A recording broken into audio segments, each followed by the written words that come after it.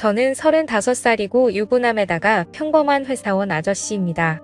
회사가 집에서 좀 먼 곳에 떨어져 있어서 매일 아침마다 지하철을 타고 버스까지 갈아타야 회사에 도착하곤 합니다.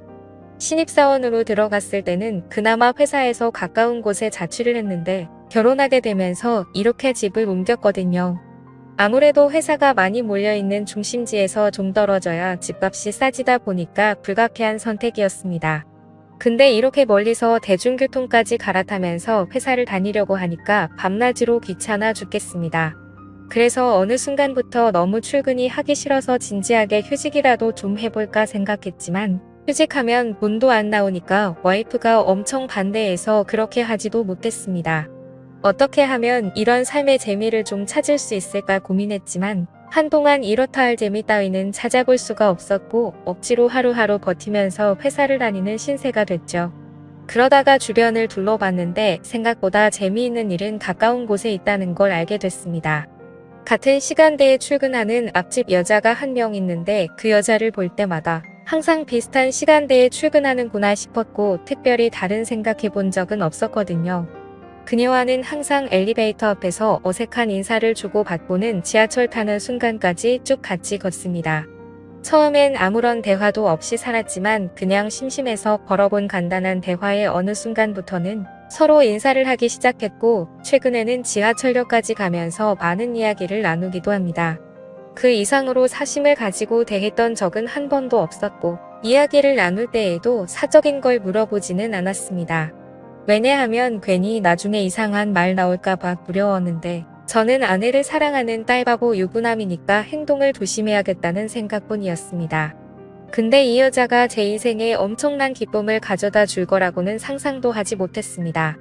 워낙에 그 앞집 여자가 제 스타일처럼 생겨서 가끔씩 아내보다 외모만 놓고 보면 더 낫다는 생각을 많이 하긴 했지만 출근길이 똑같다는 것 말고는 딱히 가까워질 명분이 없던 게 사실입니다. 사실 외모가 전부는 아니지만 어쨌든 외모가 뛰어나면 눈이 한 번 더 가는 건 사실이고 아무 사이가 아니더라도 좋은 건 맞잖아요. 그래서 언젠가부터 마음속에 말도 안 되는 상상이 들기 시작했고 부끄러운 마음과 함께 심장이 두근거리더라고요. 아직 그다지 친한 사이가 아니라서 그렇겠지만 저를 볼 때마다 웃는 그녀의 얼굴을 보면 참 기분이 좋습니다. 단순히 얼굴이 예뻐서 그런 건 아니고 사람을 기분 좋게 만드는 그런 한박 웃음을 가졌기 때문입니다. 그러던 중 작은 사건이 하나 생겼는데요. 저는 개인적으로 아직까지는 아내와 뜨거운 사이라고 자부할 수 있고 밤마다 행복한 관계를 가지면서 서로를 아껴주고 촉촉하게 만들어주고 있습니다. 아침에 눈을 떠도 옆에서 자고 있는 아내를 보면 아직도 제 몸에서는 반응이 오는데 그렇게 뜬금없이 출근하기 전에 사랑을 나눈 적도 있고 그렇거든요. 그날도 아침부터 아내와 눈이 맞아서 한껏 사랑을 나눴는데 아침 시간을 뺏긴 덕에 출근 시간은 더욱 바쁠 수밖에 없었고 저보다 직장에 가깝고 차를 가져가는 아내보다는 대중교통을 이용하는 제가 더 바빴습니다. 밥도 안 먹고 정신없이 준비하다가 딸에게 뽀뽀를 해주고는 그날도 어김없이 다급하게 현관으로 뛰어나왔습니다. 엘리베이터 버튼을 누르고 기다리고 있었는데 앞집 현관문 열리는 소리가 들리더니 곧바로 앞집 여자도 나왔더군요. 아침부터 뜨겁게 땀을 빼서 그런지 정신이 없어서 인사를 나누는 순간까지 숨을 헐떡거리고 있었고 가볍게 인사를 하는 부드러운 목소리를 들으니까 오늘도 이 여자는 정말 사랑스럽다는 게 느껴졌습니다. 제 아내와는 뭔가 다른 매력에 사랑스러운 매력이 있고 한마디로 말하자면 여성스럽다는 게 정확히 맞을 것 같네요. 엘리베이터 문이 열리자마자 먼저 탄 저는 그녀를 위해 열린 버튼을 눌러주었더니 그녀는 가볍게 인사를 했고 저는 그녀의 뒤에 서서 그녀를 힐끔 쳐다보았습니다. 언제나 느꼈지만 그녀는 참 선하고 예쁜 얼굴인데 제 아내보다는 얼굴이 동그랗고 강아지상처럼 생겼습니다. 하지만 눈이 크고 입도 커서 웃을 때 활짝 웃는다는 느낌이 들고 눈망울이 초롱초롱한 느낌을 가지고 있습니다. 1층까지 내려가면서 저는 엘리베이터 안에서 풍기는 그녀의 화장품 냄새를 맡으며 꼼짝도 하지 않고 고개를 숙인 채 서 있는 그녀의 다리를 훔쳐봤습니다. 키는 작지만 길쭉하게 뻗은 다리와 똑깍거리는 구두 소리가 제 심장을 쿵쿵 때리는 것 같았고 내려서 지하철역까지 가는 길에 발걸음을 맞춰 나란히 걸으면서 소소한 일상에 대해서 이야기를 나누긴 했지만 그래도 어색함은 떨칠 수가 없었죠. 이웃이지만 서로 친한 사이도 아니었고 얘기를 나눠본 적도 많이 없었으니까 당연한 일이었죠. 어색한 듯 그녀를 보며 눈웃음을 짓자 그녀도 예쁜 웃음으로 답해주곤 했는데 이상한 건 그렇게 말없이 걷다 보면 둘 사이의 발걸음이 어느덧 익숙해지고 있는 것처럼 느껴지는 거였습니다. 그러면서 가벼운 대화를 나누는데 날씨가 좋다거나 오전에 일하다 보면 너무 잠이 오지 않냐는 그런 별거 아닌 담소를 나눕니다. 그녀는 항상 출근할 때마다 위아래로 검은색 정장 비슷한 옷을 입고 있는데 그날은 특이하게 브라운 계열의 옷으로 맞췄더라고요. 평소에는 좀 딱딱한 느낌이 많이 났다면 오늘은 마치 가을과 어울리는 옷을 입고 있었고 20대의 몸매에 견줄 수는 없겠지만 두 아이의 엄마라는 사실을 떠올리면 상당히 괜찮은 몸매라는 게 보였습니다. 그녀의 옆에서 나란히 걸었는데 말없이 걷는 어색한 시간이었지만 그 기분이 전혀 싫지 않았고 마치 소개팅에서 만난 마음에 드는 여자와 걷는 그런 느낌이 들더라고요. 그녀는 뜬금없이 아침밥은 드시냐는 질문을 했고 저는 보통 아침밥을 안 먹는다고 대답했습니다. 그러자 그녀는 웃으면서 자기도 아침밥을 안 먹는다고 하더라고요.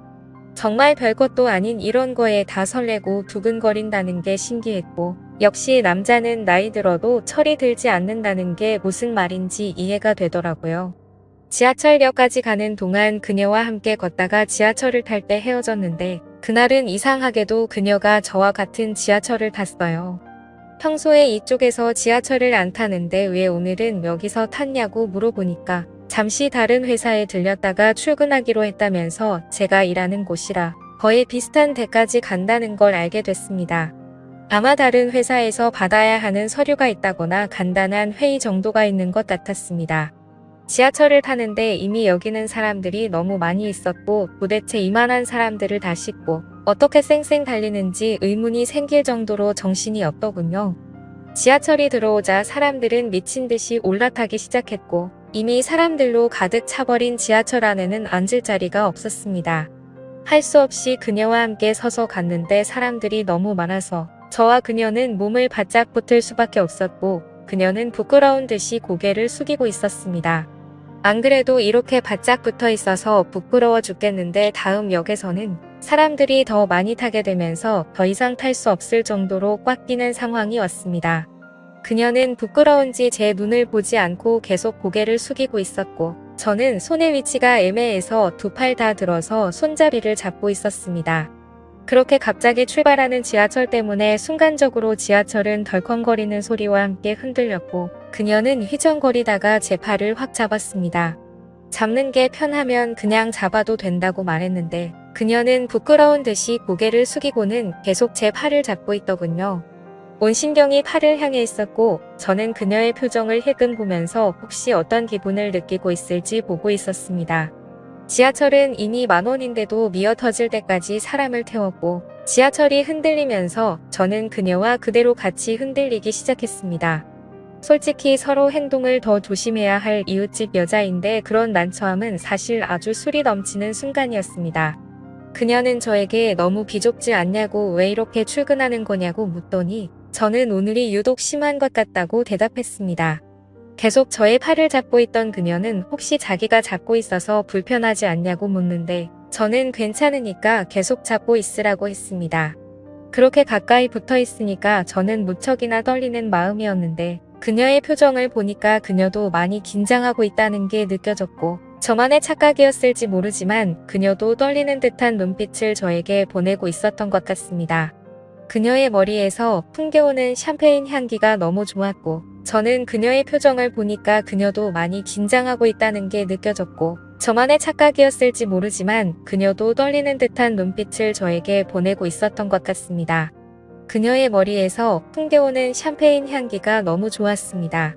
그 상황이 떨린 나머지 저는 아주 강한 콧바람을 연신 뱉었는데 순간 그녀도 저의 숨결을 느낀 듯 하더라고요. 내심 그 시간이 아주 길게 이어지기를 속으로 바랐지만 이제 남은 건 겨우 두 정거장뿐이었습니다. 어느새 사람들로 꽉 차 있었던 지하철은 조금 여유로워지기 시작했고 그녀는 이제서야 숨통이 트이는지 제 팔을 놓고 거리를 좀 끼어서 서 있었습니다.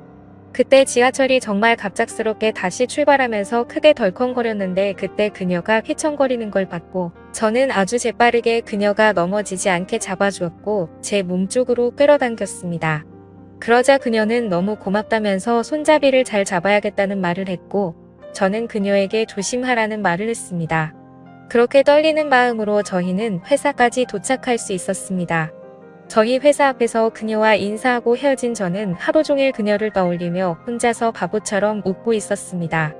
사실 출근 시간은 늘 이렇게 비좁고 불쾌한데 정말 오랜만에 그녀와 함께여서 너무 행복했습니다. 저의 코를 미친 듯이 자극하는 그녀의 샴푸 냄새를 생각하면서 하루를 간신히 버틸 수 있었습니다.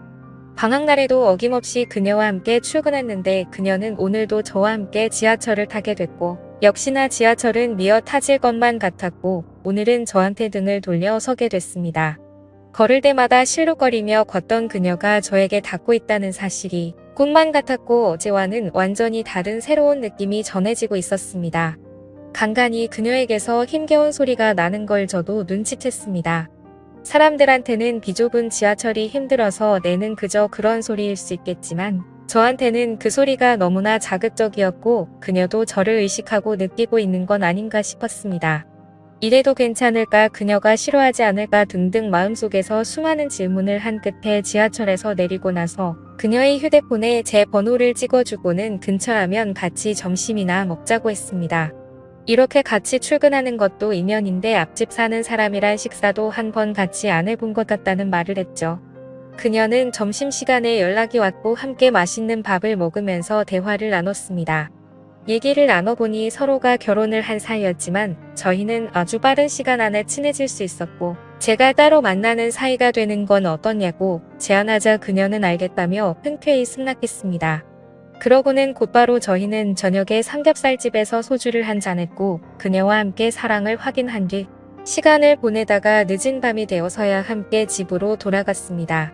출근할 때만 함께 할 줄 알았는데 이렇게 집으로 돌아가는 길도 함께 하니까 정말 부부가 된 것만 같더라고요. 집에 도착하면 다른 여자가 저를 기다리고 있고 대문을 나서면 다른 여자가 저를 맞아줍니다. 저는 밤낮 없이 정말 진심으로 사랑하는 여자가 2명이나 있습니다.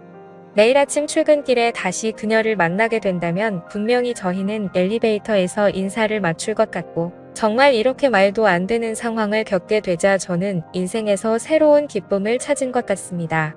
늘 재미없던 출근길이 이렇게 특별해진 것도 행복하고 퇴근길에도 함께 할 수 있는 사람이 생겨서 기분이 좋습니다.